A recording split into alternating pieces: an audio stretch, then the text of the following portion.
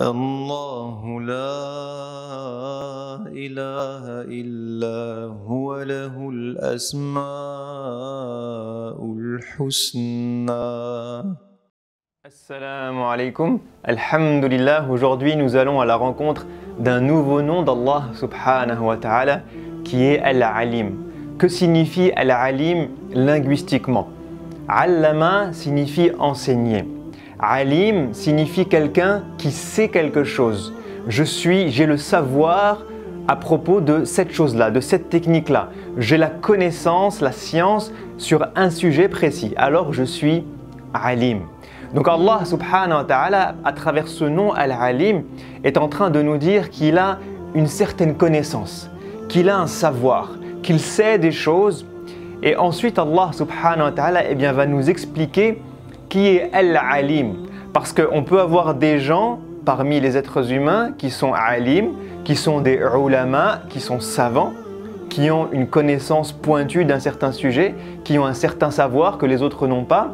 Et donc la question qui se pose, c'est quel est le savoir d'Allah subhanahu wa ta'ala? Quelle est la différence entre Al-Alim, celui qui est le savant, le Alim subhanahu wa ta'ala, et l'ensemble de ses créatures? Eh bien Allah subhanahu wa ta'ala nous dit dans sourate Al-An'am وَعِنْدَهُ مَفَاتِحُ الْغَيْبِ لَا يَعْلَمُهَا إِلَّا هُوَ ويعلم ما في البر والبحر وما تسقط من ورقة إلا يعلمها ولا حبة في ظلمات الأرض ولا رطب ولا يابس إلا في كتاب مبين. Allah subhanahu wa ta'ala nous dit وَعِنْدَهُ مَفَاتِحُ الْغَيْبِ لَا يَعْلَمُهَا إِلَّا هُوَ. Il détient entre ses mains les clés de l'invisible. Tout ce qui est invisible, tout ce que vous ne voyez pas, eh bien Allah le voit. Allah a le savoir de l'invisible et il est le seul à avoir cette connaissance-là qu'aucun être humain ne peut prétendre avoir. Subhanallah. Deuxième différence qu'Allah a avec nous, il nous dit وَيَعْلَمُ مَا فِي الْبَرِّ وَالْبَحْرِ. Allah nous montre l'étendue infinie de son savoir. Le savoir de l'être humain est limité à un sujet. Il est limité à ce qu'il voit. Il est limité à ce que son cerveau est capable de comprendre. Il est limité à une certaine étendue. Allah n'a pas de limite. Et son savoir n'a pas de limite. Donc imaginez-vous tout ce qu'il y a dans les cieux et dans la terre. Imaginez-vous les océans, imaginez-vous les mers, imaginez-vous les airs, imaginez-vous la terre, imaginez-vous les étoiles, imaginez-vous l'espace, imaginez-vous la galaxie. Allah dit وَيَعْلَمُ مَا فِي الْبَرِّ وَالْبَحْرِ. Il n'y a rien, que ce soit sur terre, dans les airs, dans les mers, dans l'espace, qui n'échappe à son savoir subhanahu wa ta'ala. Donc son savoir n'a pas de limite en termes d'étendue, en termes de géographie, en termes de lieu. Allah voit tout et sait tout, subhanahu wa ta'ala. Et Allah continue ensuite en allant à un autre niveau de détail, qui est l'infiniment petit. Pourquoi c'est important de comprendre qu'Allah peut connaître l'infiniment grand et l'infiniment petit? Parce que ça montre à l'être humain sa limite. Aujourd'hui, lorsque vous prenez une photo d'un paysage magnifique, que vous faites une vue panoramique avec des montagnes, avec des arbres, avec le ciel, avec les nuages, eh bien vous pouvez voir quelque chose de magnifique, de grand avec votre appareil photo.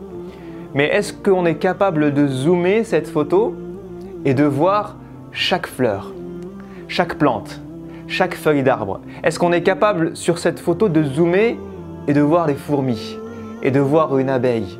Eh bien c'est impossible. Pourquoi? Parce que notre résolution est limitée. La résolution de nos appareils photo est limitée, la résolution de nos yeux est limitée, la résolution de notre cerveau est limitée. Et donc Allah subhanahu wa ta'ala nous explique ici qu'il n'a pas de limite de résolution. Allah est capable de voir à la fois l'infiniment grand et l'infiniment petit. Et il nous prend ici deux exemples. Il prend l'exemple de la feuille qui va tomber de l'arbre et il prend l'exemple de n'importe quelle particule, n'importe quel objet, n'importe quelle chose qui peut se retrouver sur terre et qui est infiniment petite. Al-Habba, c'est quelque chose de tout petit, subhanallah, qui peut se retrouver même dans l'obscurité. Et Allah subhanahu wa ta'ala nous dit à travers ces deux exemples combien d'arbres il y a sur terre. Combien de feuilles d'arbres il y a sur terre. Des millions, des milliards de feuilles.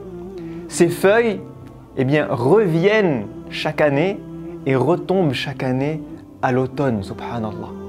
Et Allah est en train de nous dire, il n'y a pas une feuille d'arbre sur terre sans que je ne la voie à chaque instant.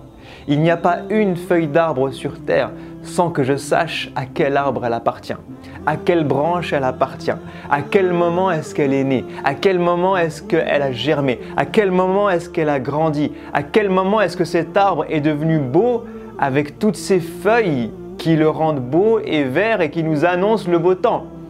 Et de la même manière, je vois cette feuille faiblir, je la vois s'assécher et je la vois tomber. Et lorsqu'elle tombe, je sais exactement d'où est-ce qu'elle part, de quel arbre, de quelle plante, de quelle branche, et je sais exactement quelle trajectoire elle va prendre, quel souffle du vent va la porter, et où est-ce qu'elle va se retrouver sur terre, de là où elle venait initialement. Il nous dit dans un autre verset, يَعْلَمُ مُسْتَقَرَّهَا وَمُسْتَوْدَعَهَا. Je sais exactement d'où elle part, et je sais exactement où est-ce qu'elle arrive, subhanallah.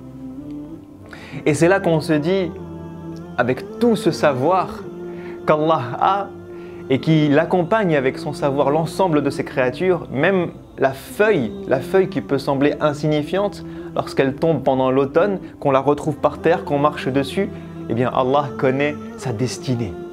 Eh bien Allah subhanahu wa ta'ala, s'il fait ça avec les plantes et les fleurs et les feuilles et les fourmis et les animaux, eh bien qu'en est-il de nous? Allah est aussi celui qui connaît notre vie, qui sait ce que nous vivons à chaque instant. Allah est celui qui connaît Al-Ghaib. Allah nous dit قُلْ لَا يَعْلَمُ مَنْ فِي السَّمَاوَاتِ وَالْأَرْضِ الْغَيْبَ إِلَّا اللَّهُ. Allah nous dit qu'il n'y a personne, que ce soit dans les cieux ou sur terre, qui connaisse Al-Ghaib, l'invisible, si ce n'est lui. Qu'est-ce que Al-Ghaib? L'invisible, ça peut être le passé, le futur. L'invisible, c'est ce que nous ne voyons pas aujourd'hui, parce que nous ne voyons pas les anges, parce que nous ne voyons pas Allah subhanahu wa ta'ala, parce que nous ne voyons pas les 7 cieux, parce que nous ne voyons pas ce qu'il se passe dans les tombes. Tout ça fait partie de Al-Ghaib. Al-Akhira est un Ghaib. Mais ce que nous ne voyons pas et qui se passe à l'intérieur de nous-mêmes est également un Ghaib. Nos émotions sont un Ghaib. Ce qui se passe dans nos poitrines est un Ghaib. Ce qui se passe dans nos cerveaux est un Ghaib. Lorsque vous croisez quelqu'un dans la rue, eh bien, il ne peut pas savoir ce qui se passe dans votre cœur. Allah subhanahu wa ta'ala ya'lamu kha'inatal a'yuni wa ma tukhfi as-sudur. Allah sait exactement ce que cachent les poitrines. Allah subhanahu wa ta'ala dit à son messager laqad na'lamu annaka yadiqu sadruka bima yaqulun. Ya Rasulallah, ya Muhammad, nous avons le savoir. Je sais ya Rasulallah, laqad na'lamu. Je sais avec certitude que ton cœur, que ta poitrine ne va pas bien, que tu te sens serré à l'intérieur de toi. Yadiqu sadruka bima yaqulun. Pourquoi? À cause de ce qu'ils disent. Lorsque quelqu'un vous dit une parole qui vous fait mal, lorsque quelqu'un vous dit une phrase qui vous fait mal, lorsque quelqu'un se moque de vous, lorsque quelqu'un vous rabaisse, lorsque quelqu'un vous humilie, lorsque quelqu'un vous insulte et que ça touche votre cœur et que personne ne le voit, Allah subhanahu wa ta'ala le voit.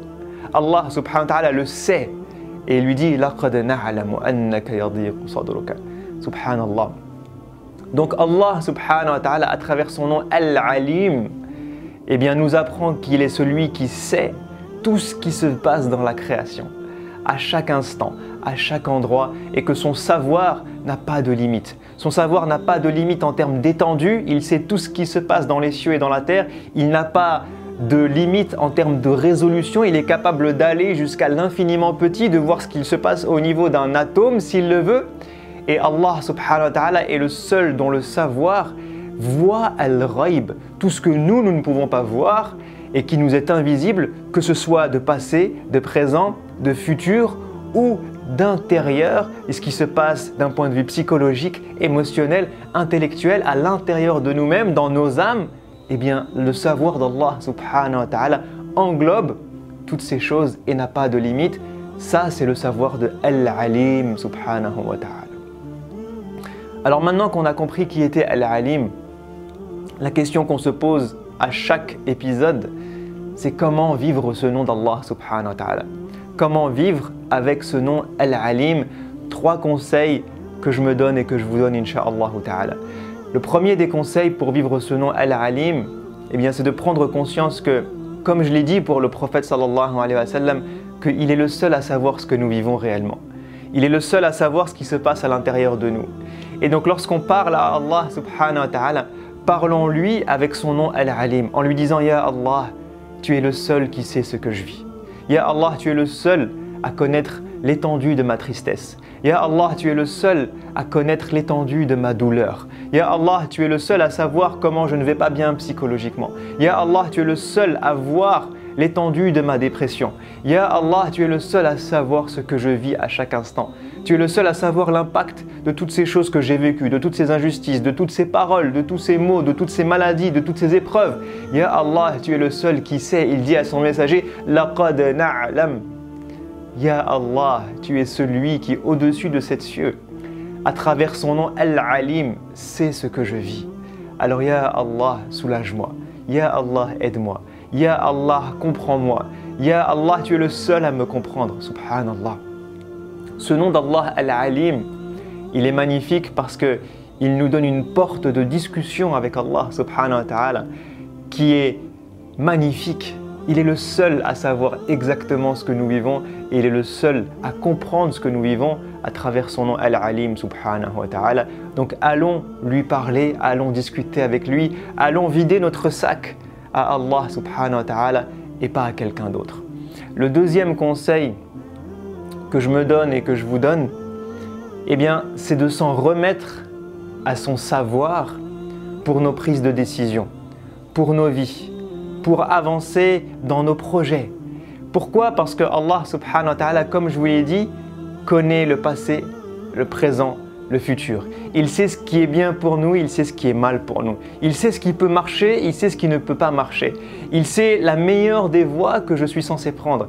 Et c'est tout le sens de la prière, de la consultation. Lorsqu'on lui dit, dans notre prière, on lui dit « Ya Allah, innaka ta'alamu wa la a'lam, wa taqadiru wa la aqdir » Ya Allah, tu sais, tu as le savoir, tu as la connaissance, et moi je n'ai rien. Je suis ignorant. Je ne sais pas où aller, je suis perdu, je ne sais pas quelle décision prendre, je ne sais pas si je dois faire ça ou ça, je ne sais pas si je dois me lancer dans ce projet ou pas, je ne sais pas si c'est la bonne décision ou pas. Alors Ya Allah, montre-moi la voie. Et ça, c'est une manière de s'en remettre à Allah, de lui faire confiance, de faire ce qu'on appelle at-tawakkul, la pleine confiance en Allah subhanahu wa ta'ala, en se remettant à son savoir et en prenant conscience de la limite d'une autre et en lui disant Ya Allah, je suis ignorant, je ne sais pas, je ne vois pas, je suis aveuglé, je suis perdu, je suis dans le flou. Et toi, Ya Allah, tu as le savoir absolu, alors éclaire-moi, montre-moi la voie, montre-moi la bonne décision parce que tu es Al-Alim, tu es celui qui sait. Et moi, je ne sais pas, Ya Rabbal Alamin. Et le troisième et dernier conseil que je me donne et que je vous donne, incha'Allah, c'est d'utiliser ce nom Al-Alim comme une source d'inspiration pour aller vers l'acquisition du savoir. Al-Alim est celui qui sait tout. Et chacun d'entre nous peut s'inspirer de Al-Alim pour apprendre des choses, pour enseigner des choses, pour acquérir du savoir. Et Allah subhanahu wa ta'ala dit à son messager sallallahu alayhi wa sallam dans le premier verset qui est révélé de l'histoire de l'humanité, « Iqra, Iqra, bismi rabbika alladhi khalaq, khalaqa al-insana min alaq. اقرأ وربك الأكرم الذي علم بالقلم علم الإنسان ما لم يعلم.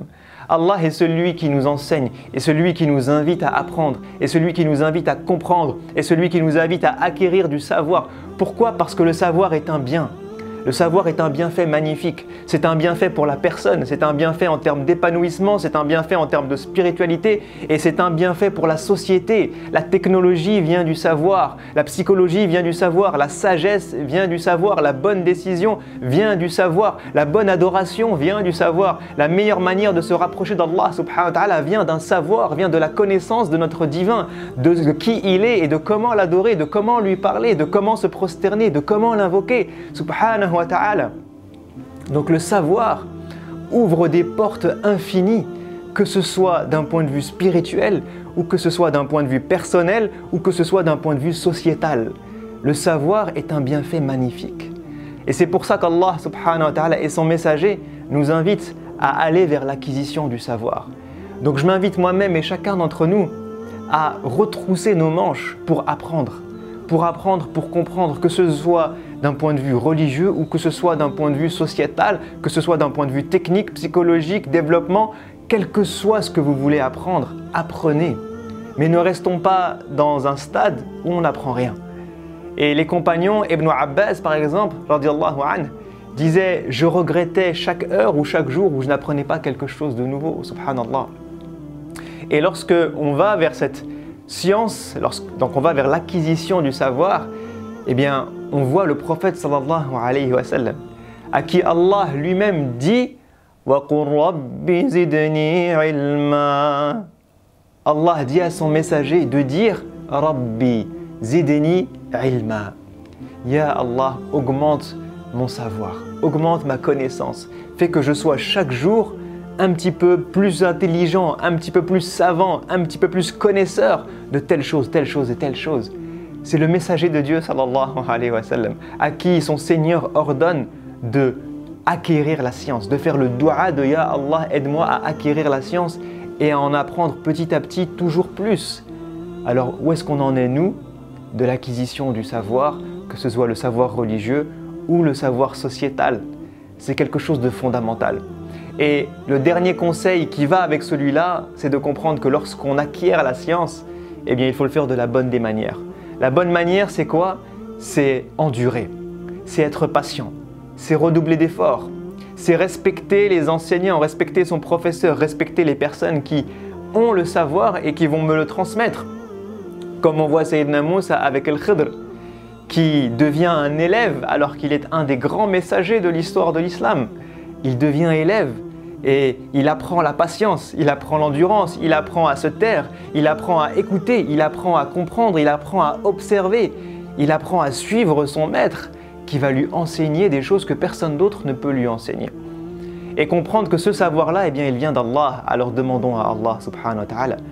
Comme dit le messager, wa qur rabbi zidni ilma. Comme Allah nous dit, wa 'allama Adam al-asma, c'est Allah qui enseigne à Sayyidina Adam. C'est Allah qui enseigne au Khidr, wa 'allamnahu min ladunna ilma. C'est Allah qui nous transmet son savoir. Alors ne croyons pas que le savoir est juste une question d'intelligence et d'effort. Non, le savoir est une question de baraka, de dua, qu'on va faire à Allah, qui va faire qu'il va nous faciliter l'apprentissage, la compréhension et la baraka qu'il va y avoir derrière.